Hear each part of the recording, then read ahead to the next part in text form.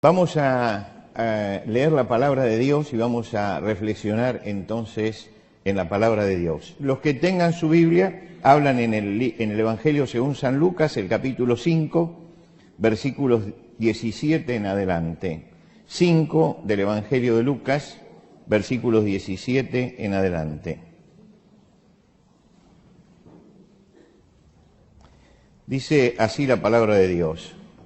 Aconteció un día que él, está refiriéndose a Jesús, estaba enseñando y estaban sentados los fariseos y doctores de la ley, los cuales habían venido de todas las aldeas de Galilea y de Judea y Jerusalén, y el poder del Señor estaba con él para sanar. Y sucedió que unos hombres que traían en un lecho a un hombre que estaba paralítico, procuraban llevarle dentro y ponerle delante de él, pero no hallaron cómo hacerlo a causa de la multitud, y subieron encima de la casa. Y por el tejado le bajaron con el lecho, poniéndole en medio delante de Jesús. Al ver él la fe de ellos, les dijo: hombre, tus pecados te son perdonados. Entonces los escribas y los fariseos comenzaron a cavilar diciendo: ¿quién es este que habla blasfemias? ¿Quién puede perdonar pecados sino solo Dios? Jesús entonces, conociendo los pensamientos de ellos, respondiendo les dijo: ¿qué caviláis en vuestros corazones? ¿Qué es más fácil decir: tus pecados te son perdonados, o decir: levántate y anda? Pues para que sepáis que el Hijo del Hombre tiene potestad en la tierra para perdonar pecados, dijo al paralítico: a ti te digo, levántate, toma tu lecho y vete a tu casa.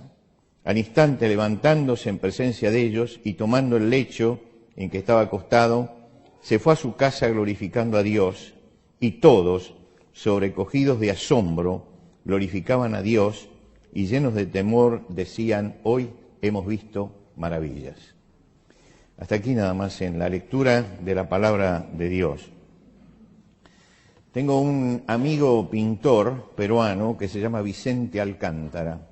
Vicente Alcántara es un pintor que se recibió en la Universidad Católica de Lima y es uno de los grandes artistas del norte del Perú.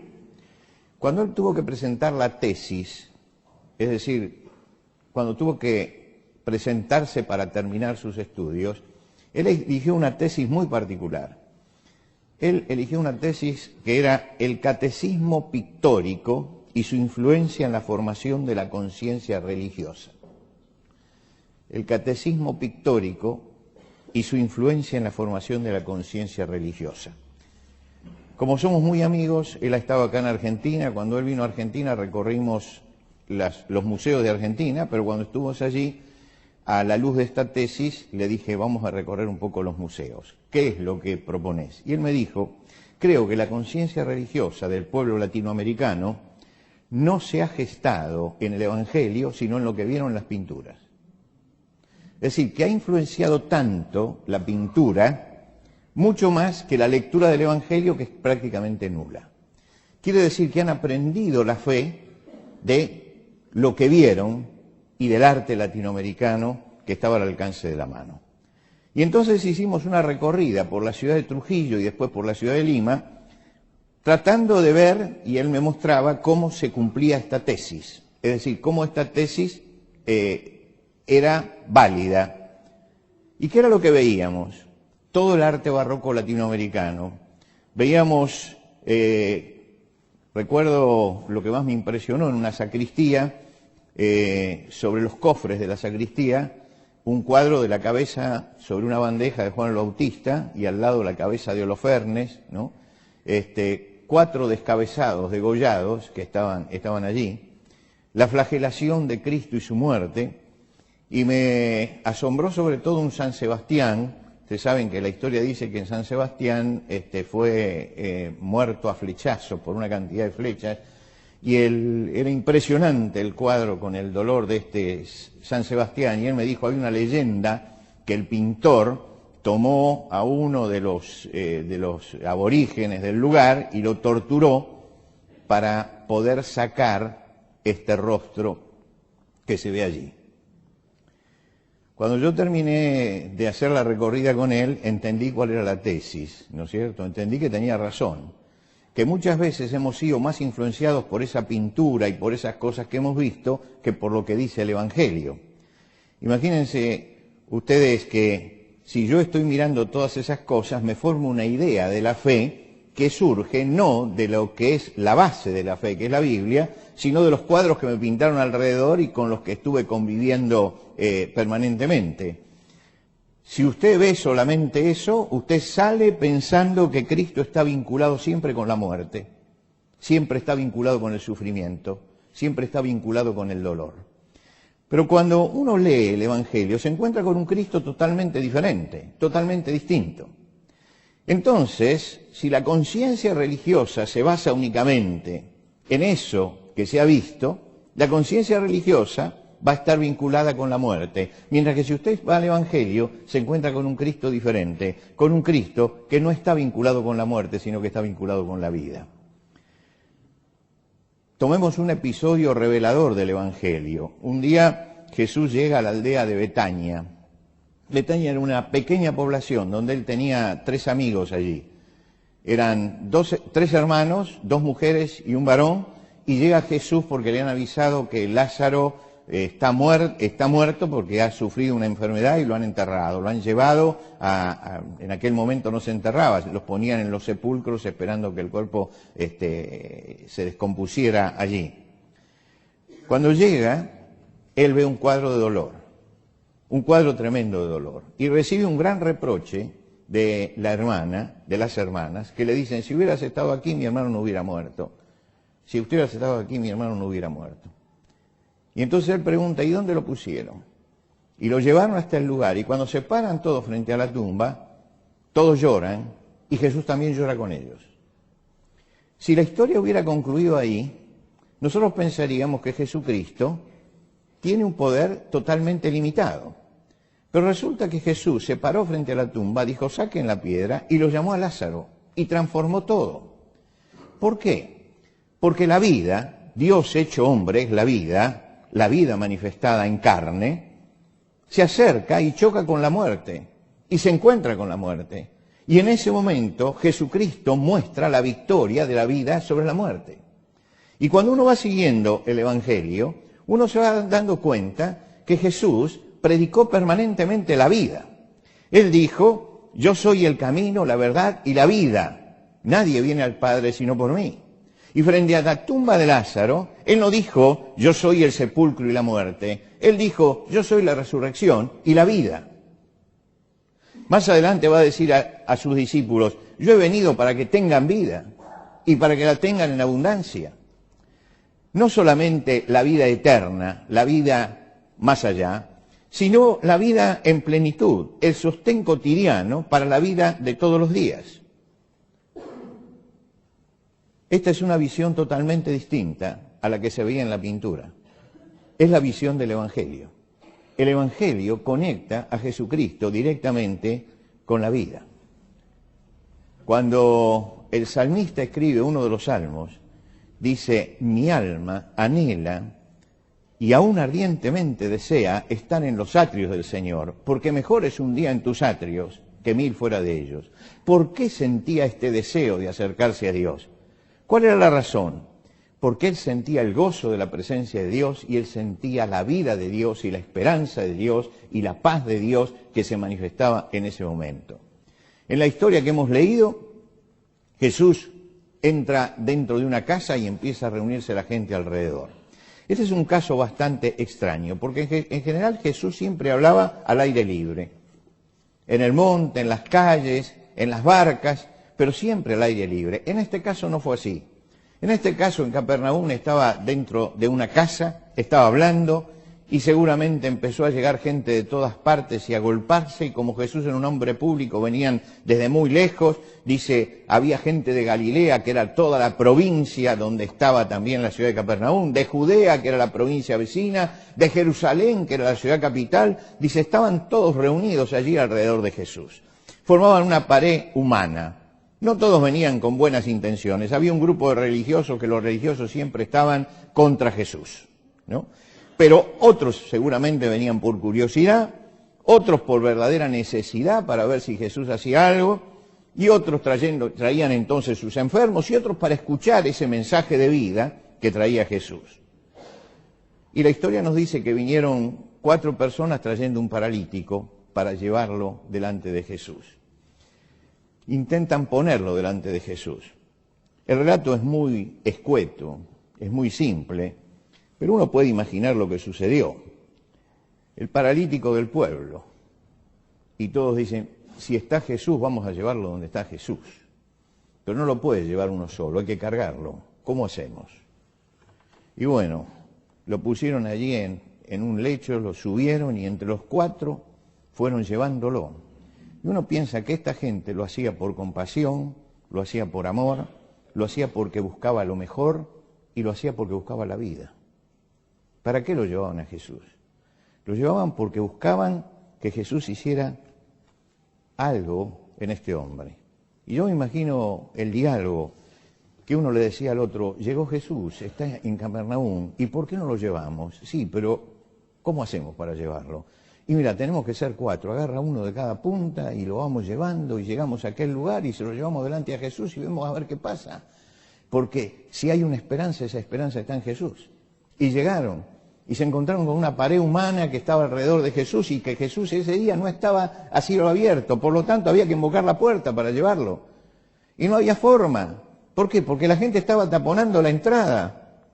Y estos hombres dijeron, pero es la única oportunidad que tenemos, ¿y qué hacemos? Y a alguien se le ocurrió, subamos al techo. Y corremos el techo, lo abrimos al techo. Sí, pero después vamos a tener problemas con el dueño de casa. Eso lo arreglamos después. Acá lo más importante es la vida. Acá lo más importante es la persona.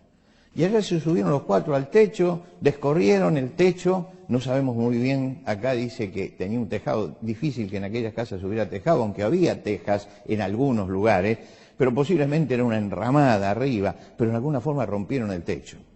Rompieron el techo y bajaron a Jesús.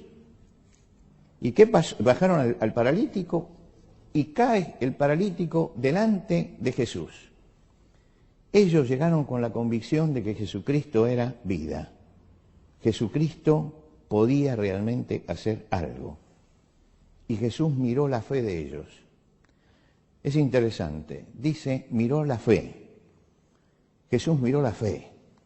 La fe de ir a buscarlo a Él. La fe de creer que Él podía. La fe de creer que Él era el único camino. La fe de creer que Él era la única solución. Y dice que entonces Jesús comenzó por trabajar en el ser integral. El ser integral tiene alma y tiene cuerpo también. Y Jesús dijo, acá hay 2 problemas, porque el ser humano tiene 2 problemas. A veces nos preocupamos únicamente por los problemas físicos que tenemos. Pero Jesús decía, no, los hombres tienen también problemas espirituales. Cuando tienen angustia, cuando tienen miedo, cuando piensan en la muerte y se atemorizan, esos son problemas espirituales. Y Jesús comenzó por los problemas espirituales y lo hizo a propósito. Lo hizo a propósito porque sabía que eso le picaba a los religiosos. Y Él le dice, tus pecados te son perdonados. Y los religiosos empezaron a decir, ya empezó a perdonar pecados. ¿Quién puede perdonar pecados si no solamente Dios? Y Jesús le dice, ¿ustedes creen que yo perdono pecados en el aire porque es fácil perdonar pecados? Para que vean que el poder de Dios está acá, le dijo al paralítico, levántate. Y el único que lo podía levantar era Dios. Y el único que podía perdonar pecados era Dios. Y lo levantó. Y dice que tomó el lecho y se volvió a su casa. Se volvieron los 5. Seguramente los 5 se iban felices, gozosos, agradeciendo a Dios. No toda la gente que se acerca a Jesús se va feliz y gozosa. El Evangelio también nos cuenta de personas que llegaron a Jesús y se fueron tristes, y se fueron amargados. ¿Y por qué esa gente se fue triste y se fue amargada? Porque no puso la fe que necesitaba en Jesucristo. No se animó a confiar en Él. No se animó a confiar en Él. Un día llega Jesús a una ciudad que está del otro lado del mar de Galilea. Cruzó y llega a esa ciudad, y en esa ciudad hay un hombre que los está volviendo locos. En la Biblia aparece como el endemoniado de Gadara, la ciudad era Gadara, los volvía locos, no lo podían contener. Y Jesús toma a ese hombre y lo sana, lo libera de todo eso. Pero en medio de todo eso, la gente cuando va a verlo y lo ve en su juicio cabal, ve que también el hato de cerdos se ha desbarrancado y han muerto 2000 cerdos. ¿Por qué? Porque Jesús dijo que los demonios salieran de él y se fueran a los cerdos, y los cerdos se desbarrancaron. Y dijeron, no, mejor que te vayas de acá, mejor que te vayas, nos arruinaste el negocio. Y no vieron la salvación de ese joven, no vieron la persona, Jesús vio la persona, Jesús vio la persona. Esa gente sintió tristeza por la presencia de Jesús, porque había perdido plata, había perdido una parte del capital, y no vio la bendición que Jesús podía traer en su vida. A veces ponemos barreras, como aquellos hombres que tuvieron barreras para llegar a Jesús. Y a veces tenemos barreras de prejuicios. Tenemos prejuicios con la fe y prejuicios con la religión. Tenemos barreras de prejuicios. Y otras veces tenemos barreras de la tradición. Bueno, yo me crié en el catecismo pictórico latinoamericano. No puede ser que Jesucristo sea vida, porque la tradición me dice eso. Pero el Evangelio dice otra cosa. ¿A qué le vamos a hacer caso? ¿A la tradición o al Evangelio? A veces la religiosidad es una barrera. Los temores, aparecen barreras en nuestra vida. Y por esos prejuicios se pierden oportunidades espirituales. Se pierden. Tenemos que saber elegir la vida. No es cuestión de cambiar de religión, No es cuestión de eso, no estoy hablando de religión. Elegir la vida es elegir a Jesucristo, no es elegir una determinada religión, es elegir a Jesucristo. No es elegir una determinada iglesia, es elegir a Jesucristo. La vida es elegir a Jesucristo. A los que tenemos que acercarnos es a Jesucristo, y lo tenemos que hacer en forma personal. Tenemos que saltar por encima de los temores, como saltaron aquellos hombres. Ya vamos a arreglar la casa, lo que diga el dueño después lo arreglamos, pero saquémonos ese temor, porque si no, no llevamos al hombre a Jesús. De los prejuicios, ¿qué va a decir toda esta gente que rompemos el techo para bajar a un paralítico? Siempre aparecen prejuicios. De las tradiciones, escúchame, se entra por la puerta, no se entra por el techo, la tradición es esa. Pasaron por encima de la religión, fueron directamente a Jesús. Allí tenían un montón de religiosos, pero ellos fueron directamente a Jesús. Estos hombres pasaron por encima del temor, de los prejuicios, de las tradiciones, de la religión, de todo, y se acercaron a Jesucristo directamente. A Jesucristo nos tenemos que acercar directamente. Nos tenemos que acercar con nuestra carga, con lo que nosotros somos, personalmente y directamente. Tenemos que tomar un camino directo, no un camino indirecto. Yo sé que muchas veces tenemos barreras tradicionales y que tenemos barreras, incluso barreras sociales. Tengo amigos y familiares, ¿qué van a decir si me vuelvo religioso? Explíquele que llegar a Cristo no es volverse religioso, es ser auténticamente cristiano, es ser verdaderamente cristiano. Y un cristiano no es una persona religiosa, es una persona de fe. No es una persona que cumple determinados ritos, es una persona que compromete su fe espiritual, su vida espiritual con Jesucristo. Y cuando uno llega a Jesucristo y llega por la fe, encuentra el verdadero equilibrio espiritual que la persona necesita para vivir, la paz que necesita el corazón para seguir adelante. Muchas veces vemos gente que se desequilibra con la fe cristiana. Eso no es fe cristiana. La fe no desequilibra a la persona. La fe le da equilibrio. La fe no nos saca de la realidad, nos mete en la realidad para verla como la realidad es. Nos mete en la realidad para verla como es, pero también para enfrentar esa realidad con fe y enfrentar la realidad con esperanza. Porque Dios está por encima de todas las cosas.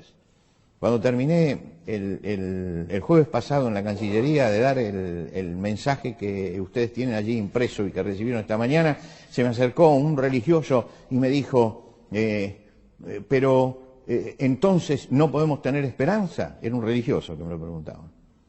Y le digo, ¿usted cree en Dios? Sí. Mientras que Dios esté en el trono, seguimos teniendo esperanza. Por lo tanto, frente a todo esto que nos rodea y que a veces es tan negativo, frente a la corrupción que crece en nuestro país, tenemos esperanza. ¿Y por qué tenemos esperanza? Porque creemos en un Dios que está en el trono, está vivo, está cerca nuestro y que nos ayuda todos los días. Y cuando me fui, yo pensaba que este hombre es un religioso. Y me está diciendo si podemos tener esperanza. ¿Cómo? Cuando yo llego a Cristo tengo esperanza. Tengo esperanza. ¿Por qué? Porque Jesucristo es la vida y Jesucristo es la esperanza. No estamos adhiriendo a una secta, estamos acercándonos a Jesucristo. Hay que saltar por encima de todas las cosas y acercarse directamente a Jesucristo con la carga que uno tiene en la vida, con la carga, con las necesidades espirituales y traerlas delante de Él. Estoy seguro que hoy hay aquí quienes están pasando por momentos de angustia, por problemas, hay quienes estarán eludiendo el tema de la muerte porque no quieren ni oír hablar de la muerte, están eludiendo, otros estarán eludiendo el tema de su propia declinación física, que es lo normal, y yo les digo, vengamos a Jesucristo, vengamos a Jesucristo. Traigamos a Jesucristo lo que somos, traigamos a Jesucristo nuestros problemas, nuestras cargas, abramos delante de Él nuestro corazón, digámosle que somos pecadores, que nos hemos equivocado muchas veces, que tenemos cargas de culpa, pero que queremos arreglar las cuentas con el único que tenemos que arreglar las cuentas en primer lugar, que es con Dios. Y cuando uno se acerca a Jesucristo, escucha las palabras de Jesús. ¿Cuáles fueron las primeras palabras que escuchó aquel hombre? Las primeras palabras que escuchó aquel hombre fue, tus pecados te son perdonados. Vamos a limpiar la vida, vamos a ponernos de acuerdo. Y desde ahora entonces comienza la ayuda. Pero lo primero es que Dios llega hasta nuestro corazón por nuestro problema espiritual y comienza estableciendo una relación con Él. Si yo tengo una relación tirante con Dios, Dios no es paz. Para eso tengo que entender que Jesucristo vino para perdonar nuestro pecado, para limpiar nuestra alma, para limpiar nuestra mente y para limpiar nuestro corazón y para darnos vida. Y cuando llego a Jesucristo con mis cargas, con mis necesidades, con mis problemas, con mis culpas, con mis pecados, llego a Jesucristo y digo, Señor, pongámonos de acuerdo, esto está mal, yo soy un pecador, una pecadora. Y Jesús nos dice, tus pecados te son perdonados. ¿Por qué? Porque yo pagué por ellos en la cruz. Allí está el precio pagado. Ya está. Estamos a cuenta. Hemos saldado esto. Y ahora empecemos a vivir una vida de paz y empecemos a vivir una vida de esperanza. Busquemos al Cristo del Evangelio. Al Cristo que se revela en el Evangelio, que es el único documento que tenemos sobre Jesús. A este es el verdadero Jesús. No el que pintaron los grandes pintores, no, este Jesús es el Jesús del Evangelio y este Jesús es vida. Y lo que Jesucristo nos está diciendo esta mañana es que tenemos que elegir la vida. ¿Usted qué elige? Entre la muerte y la vida, ¿qué elige? ¿Elige la vida? Pues acérquese a Jesucristo, porque Jesucristo es vida. Nos vamos a poner de pie.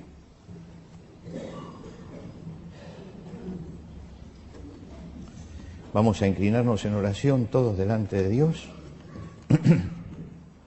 Vamos a inclinarnos delante de Dios en oración. Este es el momento.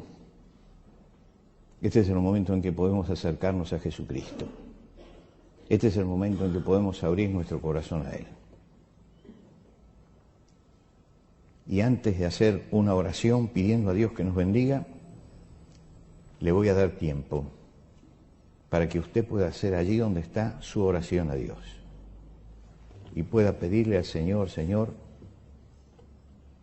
aquí estoy, me conoces bien, sabés quién soy,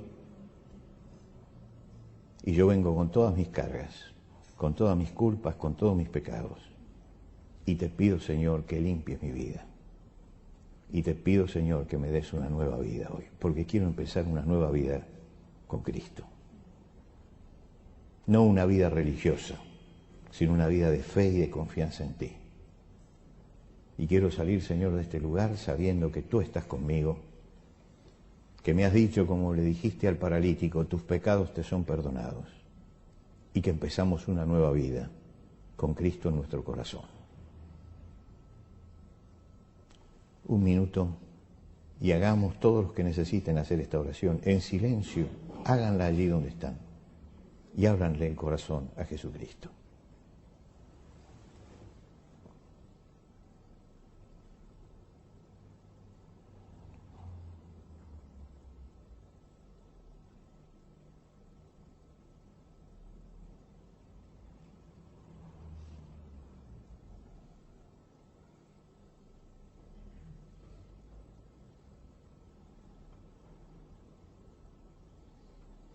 Señor, tú has escuchado el clamor de cada corazón esta mañana. Te pedimos, Señor, para cada uno de los que con sinceridad ha abierto su corazón a ti, que tú derrames tu bendición en su vida, para que este sea el momento de un nuevo comenzar. Señor, que la luz tuya esté iluminando en este momento nuestros corazones, para que podamos entender qué significa la obra de Cristo para nosotros y qué significa la oferta de Dios en Cristo para que vivamos una nueva vida con Él. Estamos orando. Yo quisiera personalizar ya en el final y quisiera orar específicamente por las personas que esta mañana han dicho al Señor, Señor, quiero poner mi vida en tus manos. Han arreglado esa cuenta con Dios. Y yo lo que voy a pedirle una sola cosa, y nada más que eso, para saber únicamente por quién estoy orando, le voy a pedir que mientras están todos en oración en sus lugares, si usted necesita acercarse a Jesucristo y quiere acercarse a Jesucristo, no a mí ni a la iglesia, sino a Jesucristo, y necesita a Cristo, yo le voy a pedir que allí donde está, levante su mano porque yo voy a orar pidiendo la bendición de Dios sobre su vida. Simplemente levanta la mano y nada más que eso. Yo estoy viendo las manos de aquí levantadas, lo único que voy a pedir es eso, para saber por quiénes estoy orando. Y no voy a pedir nada más, nada más. Señor, sabemos que estas manos levantadas se acercan a ti. Y te rogamos, Señor, que tú bendigas a cada uno de acuerdo a su necesidad. Porque estas manos levantadas representan personas con necesidad espiritual. Y queremos que salgan de este lugar con la paz tuya en sus corazones, con el gozo de tu presencia, con la alegría de haberse acercado a Jesucristo, sintiendo que tú estás con ellos desde ahora y para siempre. Señor, te pedimos que la bendición que tú das a sus vidas la extiendas también a su familia, para que todos puedan gozar de la presencia de Cristo en sus vidas. Señor, te agradecemos por el servicio de esta mañana, por tu presencia, por tu amor, por tu misericordia. Te pedimos, Señor, por los chicos que están en este momento jugando y están recibiendo lo que necesitan también espiritualmente en su edad. Te rogamos también una bendición para ellos y para los que están trabajando. Y ahora, Señor, despídenos en paz con la bendición tuya. Te lo pedimos por Cristo Jesús. Amén. Amén.